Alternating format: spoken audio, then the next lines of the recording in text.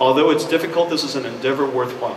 And it's the benefits, I'll explain in a second, if I can convey to you, if I can impress you with the upcoming demonstration. But before we show you what the new technology will do, let me show you what we did just recently. This is Dawn. Dawn is a fairy. Dawn is beautifully rendered. The hair is beautiful. This is Kepler Dawn. It took us nearly 20 years to be able to create what appears to be a fairy beautifully animated. The thing that's really cool about Dawn is her skin. Her skin and her hair. The way that the human skin works, it doesn't just bounce light. Light actually permeates through our skin, scatters underneath our skin, and then comes bouncing out in a whole lot of different directions. That creates that kind of lifelike look instead of plaster or just brown paint. She's really, really quite beautiful. The thing that Dawn is a breakthrough in a lot of ways. The depth of field effects that you see that create the cinematic look in this particular shot. The soft shadows. Look at her pores. The bump maps, the light maps, the specular maps. All of this technology that was necessary to produce Dawn. But let's Dawn, if we could have Dawn do a performance, please.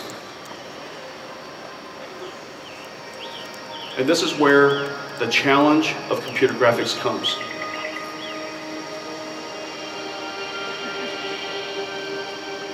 And in fact, this roboticist in Japan, Masahiro, observed that the uncanny valley is much deeper and has a much greater cliff when a particular object is in motion. And you can see how in fact earlier she was beautiful, and now you can tell obviously that she is computer animated. She's still a wonderfully, beautifully rendered computer animation, but it's an animation nonetheless. A little bit creepy. This is digital Ira. Ira is not a recording. Ira is being processed in real time on a GPU called the Titan.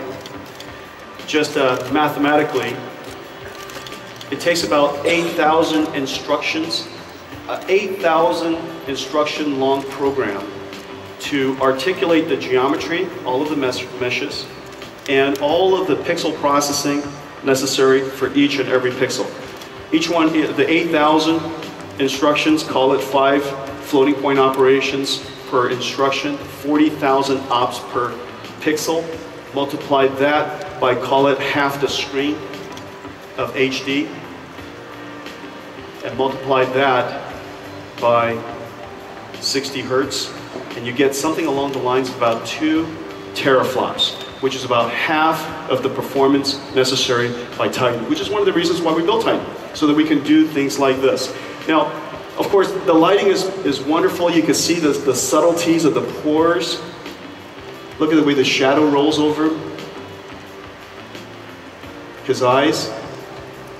Now imagine each and every one of us would have one of these scans done.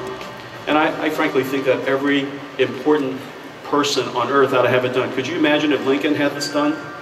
And we could literally sit there and talk to him and listen to him talk and give that speech in a fidelity like this. What would it be like if we could use this for telepresence? So instead of video conferencing, our words are translated into instructions which would express or animate the avatar on the other end. We can talk to you from just about any angle. You can move around and look around. Now let's make Ira say a few things just to. So Ira, what did you have for breakfast? I ordered a yogurt parfait, and the whole parfait was fruit. Frozen fruit. There was no yogurt. It's supposed to be half fruit and half yogurt. The whole thing was frozen fruit. That's pretty amazing, huh? That's really amazing. Hey, let me ask you something. Have you heard of S.H.I.E.L.D.? What do you think about S.H.I.E.L.D.? Take my money!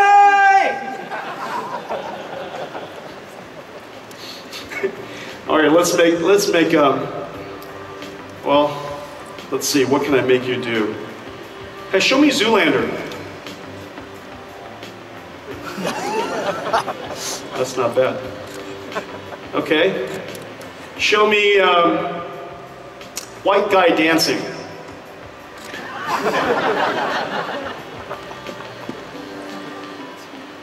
Only all the Asians laughed. Only all the Asians laughed. Okay, you guys, that's great. That's Digital Ira, you guys. Let's put our hands together for the team. Good job, you guys.